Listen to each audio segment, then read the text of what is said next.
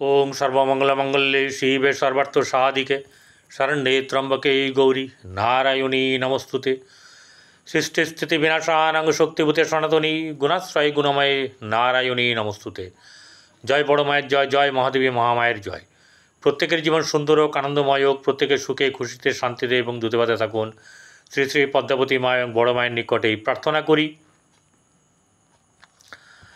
एबारे आजकेर যে রাশি নিয়ে আলোচনা করব সেটা হচ্ছে সেই রাশির পরিপ্রেক্ষিতে যে দুটি গ্রহ,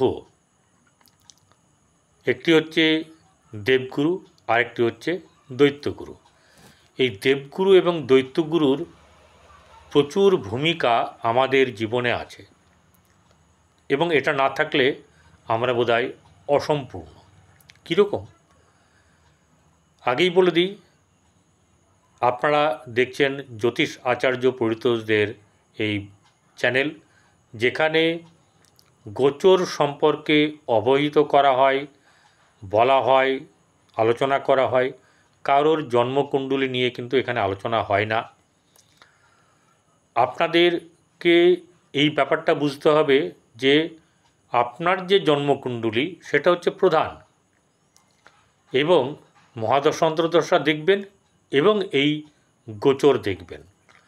ঠিক আছে, তাহলে আপনারা বুঝতে পারবেন যে অ্যাকচুয়ালি আমি কি বলছি, আপনাদের কি হওয়া উচিত সেটা কিন্তু ভালো করে বুঝতে পারবেন।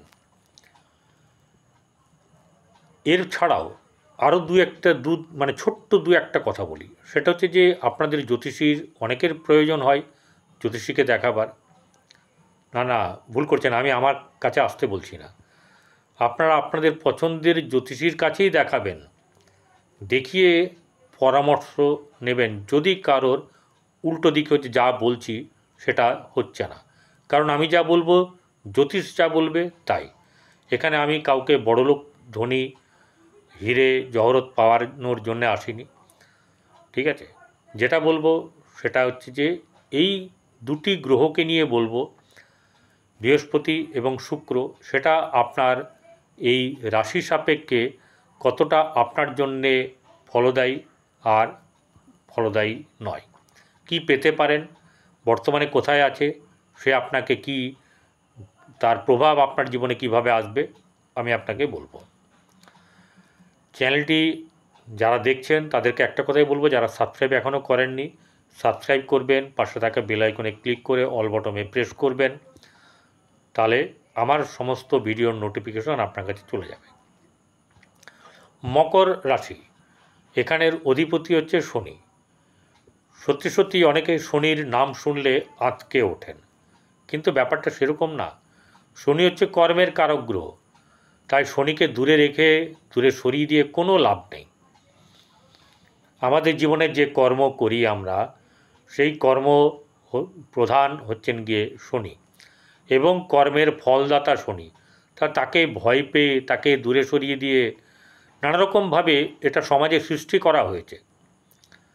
শনিদেব কিন্তু এরকম, বা শনি গ্রহ এরকম নয়। আমরা যেমন কর্ম করব তার তেমনি ফল পাবো। তো এখানে কারোর দোষ দিয়ে লাভ আছে? সেই ব্যাপারটাকে দেখতে হবে। আর যেটা করতে হবে সেটা হচ্ছে গিয়ে আপনাকে ওই চিন্তাটা মাথায় রাখতে হবে যে আমি কর্মাধিপতির ঘরে লোক, অর্থাৎ আমার যে অধিপতি রাশির, তার হচ্ছে গিয়ে বা লগ্নের, তার অধিপতি হচ্ছে শনি। অতএব আমি কর্মঠ হব, অলস্যতা আমার থাকবে না, এবং আপনার সত্যি সত্যি বর্তমান সময়ে কিন্তু প্রোগ্রেসের সময়। এবার চলে আসবো আসল কথায়। বৃহস্পতি, প্রথমেই বৃহস্পতির কথা বলি। বৃহস্পতি আপনার রাশি থেকে হচ্ছে তৃতীয়পতি, আর একটা হচ্ছে দ্বাদশপতি। তাহলে বৃহস্পতি অ্যাকচুয়ালি হচ্ছে যে আপনার জন্যে শুভকারক গ্রহ নয়। কারণ কি, বৃহস্পতি পঞ্চমে নবমে শুভ ফল প্রদান করে, চতুর্থে থাকলেও তাও ঠিক আছে, কিন্তু পঞ্চম নবম হচ্ছে বেস্ট। এবারে আপনার আছে রাশি পড়ছে হচ্ছে তৃতীয়াধিপতি দ্বাদশপতি বসে আছে কোথায়? মকর থেকে সোজা চলে যান মিথুনে। মকর, কুম্ভ, মীন, মেষ, বৃষ, মিথুন, ষষ্ঠভাবে। আপনার মকর রাশি থেকে বৃহস্পতি বসে আছে ষষ্ঠভাবে। তাহলে একই অশুভ গ্রহ, ঠিক আছে, তাহলে অশুভ স্থানে বসে। জ্যোতিষপথে আমাদের এই যে সনাতন জ্যোতিষ, বৈদিক জ্যোতিষ, তাতে একটা কথা বলছে কি জানেন? যদি খারাপ জায়গার গ্রহ খারাপভাবে অবস্থান করে তাহলে সে শুভ ফল প্রদান করে। আপনাদের জেনে রাখা উচিত, বৃহস্পতি এবং শুক্র হচ্ছে গিয়ে আমাদের শুভ কারক গ্রহ। তাৎকালিক শুভ, তাৎকালিক অশুভ দুটিই আছে। তো তাৎকালিক শুভর মধ্যে পড়ে চন্দ্র, বুধ, বৃহস্পতি এবং শুক্র। তাহলে বৃহস্পতি শুক্র নিয়ে আলোচনা হচ্ছে। তাহলে এই দুটো যেভাবেই থাকুক চেষ্টা করে জাতক জাতিকাকে অনেকটা ভালো জায়গায় ভালো ফল দিতে। এবারে তৃতীয় জায়গাটা কিসের জায়গা? ভাইয়ের জায়গা। তৃতীয় জায়গা উদ্যোগের জায়গা। বর্তমান সময়ে কিন্তু আপনার উদ্যোগটা বেশ ভালোই আছে। আপনি উদ্যোগ আপনার যে থাকবে তা অনুযায়ী আপনার কর্ম কিন্তু বেশ শুভ হবে। কিন্তু এই তৃতীয়পতি ষষ্ঠভাবে বসে, তাহলে 3ও ভালো না, 6ও ভালো না, আবার দ্বাদশপতি সেও ভালো না। তাহলে বসে থেকে ষষ্ঠভাবে যদি বসে থাকে তাহলে আমার জন্য কী ফল দেবে? তৃতীয় জায়গাটা বললাম, দ্বাদশ জায়গাটার কথা বলবো। দ্বাদশপতি বৃহস্পতি দ্বাদশের অধিপতি হলে তাহলে আধ্যাত্মিক দিকে যাওয়া, আপনার তীর্থক্ষেত্রের ভ্রমণ, শুভ আপনার জায়গায় খরচ খরচা হওয়া, এরকম ধরনের সৎ ব্যাপারটা ভেতরে থাকবে। সৎপাত্রে দান, এই ব্যাপারগুলো থাকবে। এই দুটো ঘরের অধিপতি বৃহস্পতি, সে হচ্ছে জ্ঞানের কারক গ্রহ। তার হচ্ছে গিয়ে বৃহস্পতি হচ্ছে সন্তানের কারক গ্রহ। বৃহস্পতি হচ্ছে গিয়ে আপনার আধ্যাত্মিক, ধর্ম, পিতা, এসবের কারক গ্রহ, ধনভাবের কারক গ্রহ। তো আপনার তো ধনভাব পড়ছে না, তো তা নিয়ে ব্যাপার নয়, বৃহস্পতিই অ্যাকচুয়ালি হচ্ছে এই সবগুলো দেয়। তা ষষ্ঠভাবে যদি বসে থাকে, ষষ্ঠ ভাব হচ্ছে গিয়ে আপনার যেটা বলার সেটা হচ্ছে আমরা রোগ, ঋণ, শত্রু, এই ব্যাপারটা ষষ্ঠ থেকে জানি, মোট যেগুলো আর কি আসল ব্যাপার। তাহলে এখানে কি হচ্ছে, শত্রু দমন হবে বা শত্রু পীড়িত হবে। রোগ শোক যদি থাকে সেই ব্যাপারটা কমতে থাকবে। আর যেটা হচ্ছে গিয়ে ঋণ পরিশোধ হওয়ার ব্যাপার কিন্তু তৈরিও হবে। কেউ মনে করুন ঋণ নিয়েছেন, ঋণ কিন্তু শোধ হয়ে যাবে। এই বৃহস্পতি যতক্ষণ এখানে আছে তার মধ্যে কিন্তু ঋণ শোধ হয়ে যাবে। এবার আপনার কর্মফল, কর্ম কোথায় ছকের মধ্যে কী আছে আমি জানি না। এটা হচ্ছে গিয়ে এই মত, এটা হচ্ছে আপনার গোচরের কথা। সেটা যদি আপনার জন্মকুণ্ডলীতে থাকে তাহলে ভালো। যদি আপনার ষষ্ঠ জায়গাতে অন্য কোনো গ্রহ বসে থাকে, যেমন চন্দ্র, মঙ্গল, রবি, এগুলো বসে থাকলে কিন্তু ধার করায়। বিশেষ করে চন্দ্র যদি থাকে তাদের ধার করা উচিত না, তাদের ধার কখনো শোধ হতে চাইবে না। এরটা নিয়ে ওকে, ওরটা নিয়ে ওকে, সে ধারটা কিন্তু থেকেই যাবে। মঙ্গল কিন্তু তাই, ধার যদি থেকে থাকে ধার শোধ করবেন মঙ্গলবারে, ঠিক আছে। এরপরে যেটা বলার, তাহলে জ্ঞানের অধিকারী, আমাদের জ্ঞান সম্পর্কিত ব্যাপার, সেটা ভালো, কারণ দৃষ্টি দিয়ে আছে। এবারে দৃষ্টির জায়গায় আসবো, আমার দ্বিতীয়, অর্থাৎ মকর রাশির দ্বিতীয় কুম্ভ রাশিতে তার দৃষ্টি আছে। আর কোথায় দৃষ্টি আছে? কর্মভাবে। আবার কর্মভাবের অধিপতি শুক্র, সে তার সঙ্গে ষষ্ঠ হয়ে বসে আছে। এবার শুক্রর ব্যাপার বলি। বৃহস্পতির ব্যাপার হচ্ছে গিয়ে আগে বলে দিই, আর একবার বলে দিচ্ছি, সে হচ্ছে তৃতীয় ভাব, ভাই বোন, সাহস, পরাক্রম, উদ্যোগ, এগুলোর কারক গ্রহ। এবং দ্বাদশ হচ্ছে গিয়ে আপনার দ্বাদশ ভাবটাই হচ্ছে মোক্ষ লাভের জায়গা। দ্বাদশ ভাব হচ্ছে গিয়ে আপনার খারাপ অর্থে অনেক কিছু আছে, কারাগার, জেল, হসপিটাল, এইসব ব্যাপারগুলো আছে। সেই সব জায়গা থেকে আপনার মোটামুটিভাবে নিশ্চিত, বর্তমান সময়ের কথা বলছি। এরপরে ষষ্ঠভাবে বসে থাকলে, ষষ্ঠভাবে রোগ ঋণ শত্রুর কথা যেরকম বললাম, তেমনি প্রতিষ্ঠার জায়গা। এই জিনিস প্রতিষ্ঠা দিতে পারে, কারোর বাইরেও প্রতিষ্ঠা হতে পারে। তাহলে এরপরে যে গ্রহটি আছে দৈত্যগুরু, সেই দৈত্যগুরুর কাজ হচ্ছে গিয়ে মানুষকে জীবনে সুখী করে তোলা।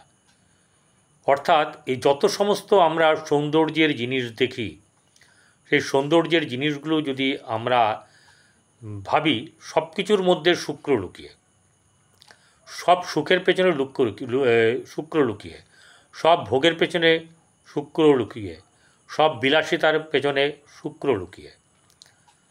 তো এই শুক্রর এই ফাংশান, শুক্র আপনার কত নম্বর, মানে কোন কোন ঘরের লর্ড?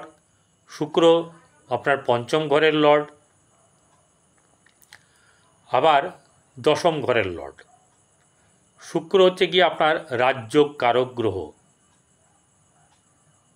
শুক্র রাজ্য কারক গ্রহ। কারো যদি শুক্র রাশিতে থাকে বা নবমে থাকে বা পঞ্চমে থাকে, তাহলে কিন্তু আপনার প্রতিকার হিসেবে আপনার হোয়াইট জারকন পড়তে পারেন।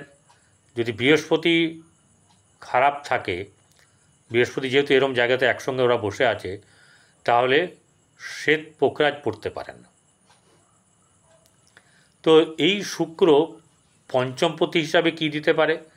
আপনার সন্তান, আপনার প্রেম, আপনার মধ্যে হচ্ছে গিয়ে যে জিনিসগুলো আপনার প্রতিভা, শিক্ষা, এইসব ব্যাপারে কিন্তু এই শুক্র বেশ আপনাকে অনেক উচ্চ জায়গায় নিয়ে যেতে পারবে। এই শুক্র ভাগ্যভাবের অধিপতি।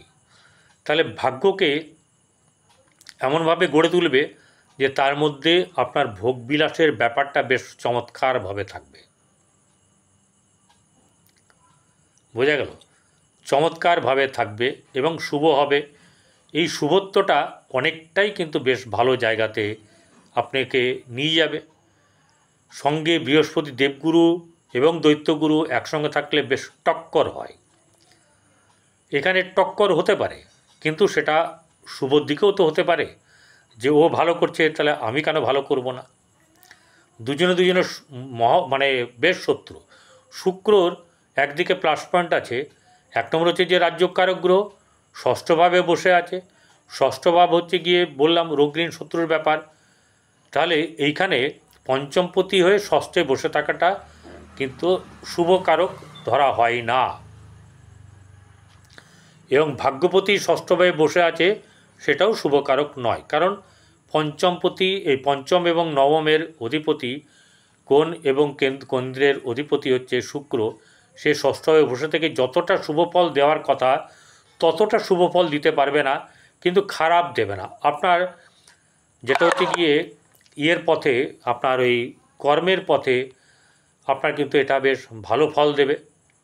এবারে দুজনে এক জায়গায় বসে আছে।